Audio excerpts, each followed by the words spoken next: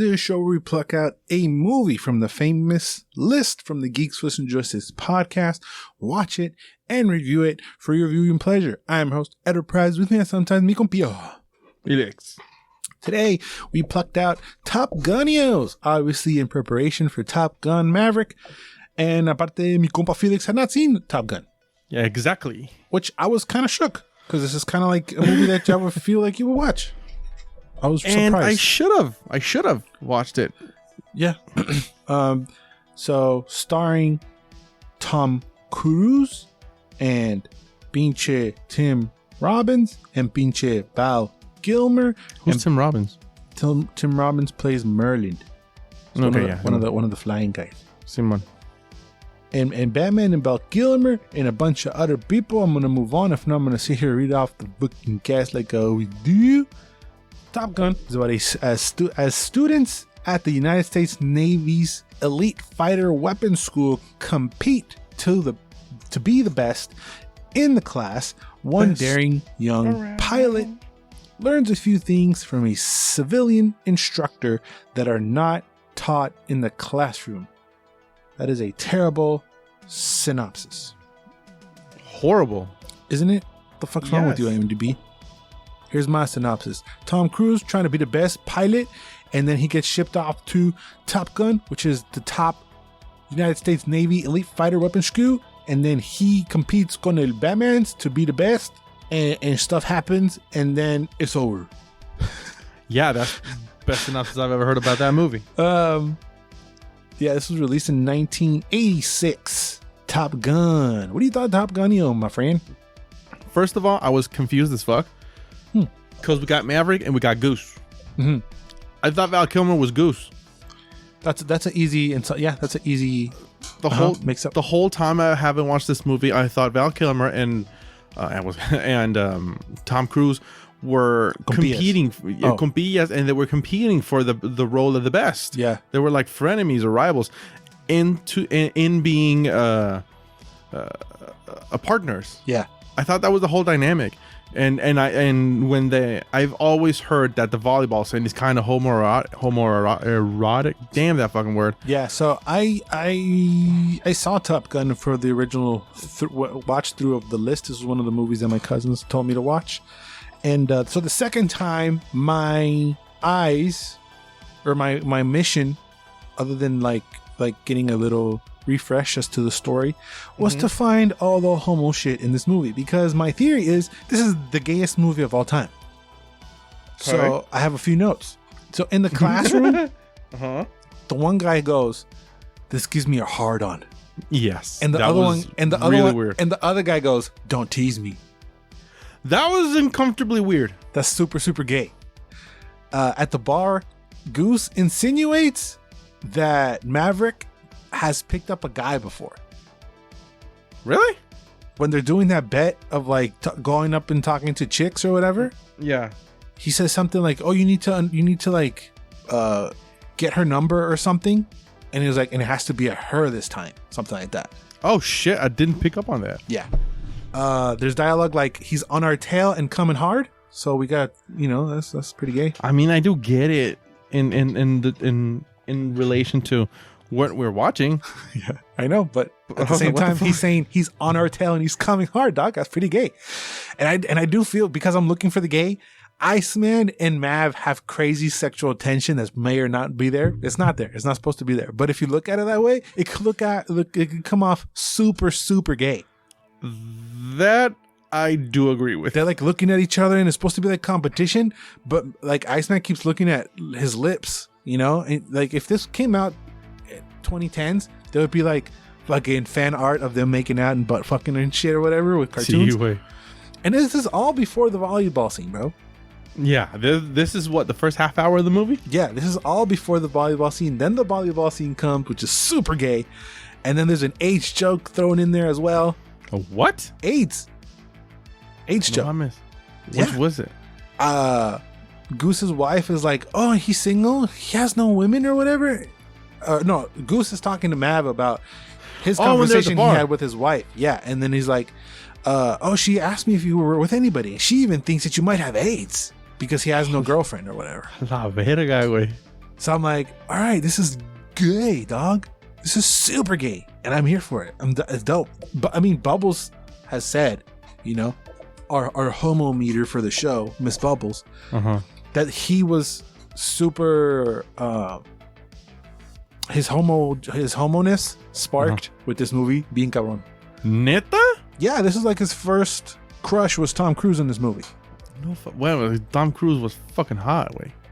Yeah, he was always the bright-eyed, bushy-tail newcomer. He'd play that very well. He has this confidence about him that you just buy whatever he says. Yeah, completely. He's great. He's a crazy son of a bitch. But I mean, should you hop in planes for this new one and risk your life for a movie?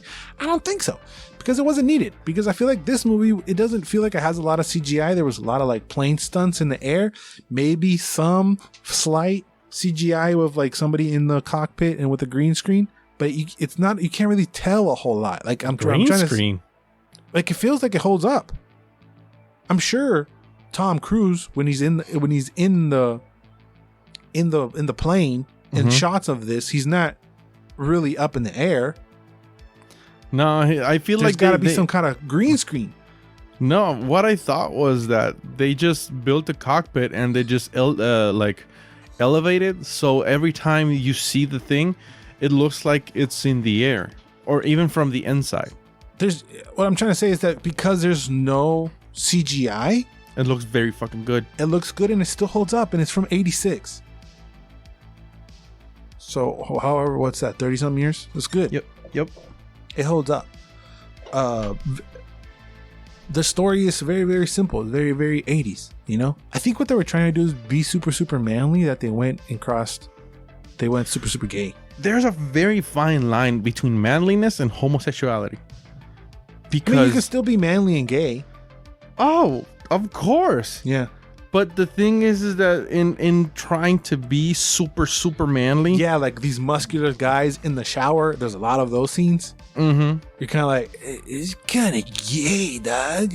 There was this scene in the volleyball. Yeah. In the volleyball sequence where there's like a shot of this dude who's all sweating and he just like flexes. I don't know what he does. He does this weird thing. With his stomach, right? Yeah. Yeah. It's gay. No, I didn't even think that. I was like, why do we need this? I just like. But now that you're saying that, like, oh, eye candy, of course. I just imagine like our uncles or whatever who are like Top Gun is great. I just want to keep calling it gay, so they're like, no. That's why. That's my main mission. Is like Top Gun is gay. Like kids in the playground. It's not gay. Yeah, that's why I keep calling it gay. It might not be, but I feel like it is. I want it to be. I want it to be gay. But it is one of the movies that is regarded as a gay movie. Is it? Everywhere I've heard is like, wow, Top Gun is fucking awesome, but it is the gayest movie I've ever seen. Like, I agree. What? I agree. It also has, I mean, this is a great example. We don't have great movie themes anymore because this movie has two great songs. Danger Zone, which is great. Oh, see, wait. And then Take My Breath Away is great too. That That was written for this movie? I don't know if it was or not, but they used it. I know Danger Zone, I think, was. Take My Breath Away, I'm not sure if it was, but we don't do this anymore. And it's kind of good because you could do it too much. Because it's like they only have these two songs, so they would replay this. Danger Zone gets played like 4 times, I think. Yo, I got kind of tired of it. I know. So it's kind of, I guess it's good that we don't have just strictly songs for the movie. But I kind of miss it at the same time, you know, because you associate songs with the movie, right? You think of Rambo, you think of fucking Journey, you think of all, not Rambo, Back to the Rocky. Future. Back to the Future, sure. I don't know what you're talking about. Yeah, Back to the Future. I don't know. I haven't seen Back to the Future. Puta madre, güey. We're going to for the list. We're going to.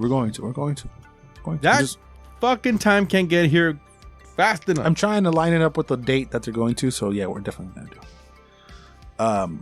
But yeah. We don't associate songs with new movies anymore. You know, the closest thing that we got now is probably the 007s. Oh, Simon. That's the closest thing we got. You know, yeah, that's just for the intro. Right. We got the Billie Eilish song. We got the Adele's.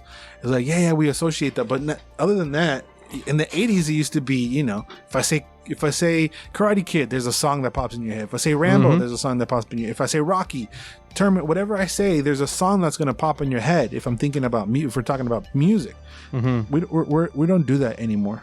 No, it is a practice that has been lost. Yeah, it's kind of sad. I mean, there is a Lady Gaga song out for Top Gun Maverick, but I haven't heard it, and I don't know if it's a rehash, and I don't know what the dealio is, but I might search it and listen to it afterwards. But I don't know if we don't care anymore or what, but it's kind of like, oh man, I wish we had that.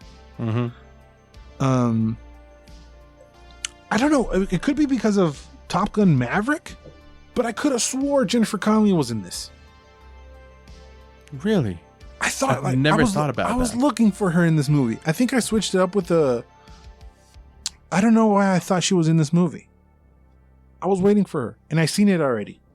I thought she was the main girl. Was Meg Ryan in this movie? Yeah, she's Goose's wife, right? Yeah. Mm.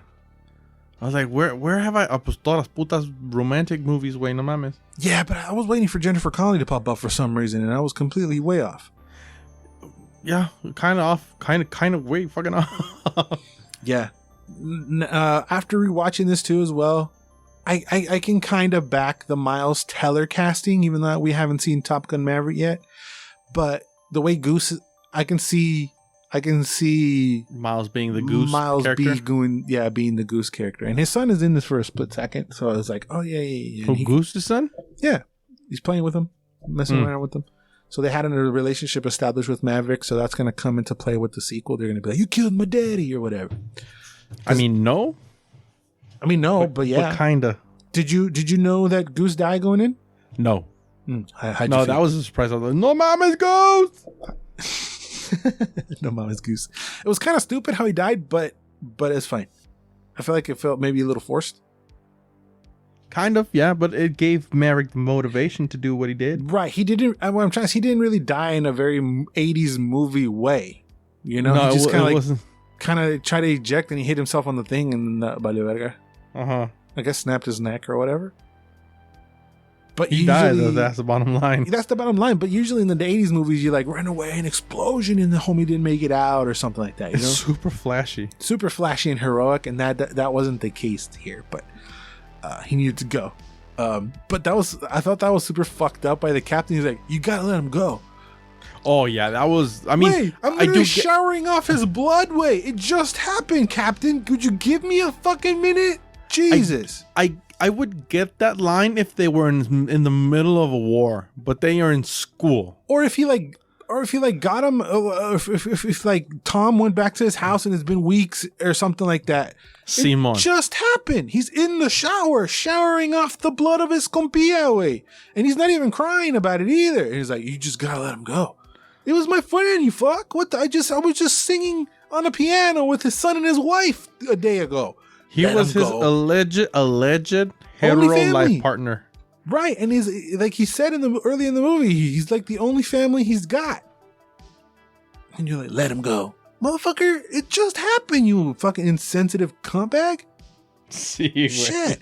I feel like Jennifer Connelly's gonna play that guy's daughter or something. Who, the Merlin's daughter? No, not Merlin, the captain. Oh shit, Merlin was the other guy, the baldy. Yeah, Merlin was the other guy. Mm-hmm. No, the captain. What's the name of the captain? I forget. The PG captain, dog. The captain. Viper, sí, güey. Yeah, Viper. I feel like Jennifer Connelly's gonna play Viper's daughter. Because we see her when Tom goes to the house to meet with him, which that house is in San Diego, and I've driven past it, and it's super, super tiny, and it's kind of cool to see. I feel like you see a little girl, you see a woman, you see a young woman, like the daughter of his daughter, right? Simon. And she's a brunette, and I'm just guessing that she's gonna be putting two and two together. Sure, why not? Let's just MCU this bitch. I feel like that's what's gonna happen. I don't know. She may or not be. Yeah, I guess just me seeing her in this new Top Gun, just automatically thought, oh yeah, well, duh. Jennifer Connelly is in the original Top Gun. See way. But she's completely not. She was. When was this movie? 86. Wasn't she just born? No, mamas. Jennifer Connelly? Like, she's from the 80 something, right? She must have been like 5 years old. No. She was born in 70. So she would be 16. So it would She be was weird. she was in the 70s. Yeah. Hola verga. Okay, so she would be 16. So it would match that she would be the daughter. Yeah, it would. We'll see. We'll see. We won't know until we watch Top Gun Maverick, releasing later this year. The big like trivia line of the movie is, "I feel the need for speed." Oh, sí, güey. Se pasaron de verga. I mean, that's cheesy, but it's a tagline of the movie. Yeah. What are your overall thoughts of Top Gun, bro? It was fun. It was not what I expected. What did you expect? I thought, like I said, I thought Val Kilmer was gonna have like a more prominent role in the movie.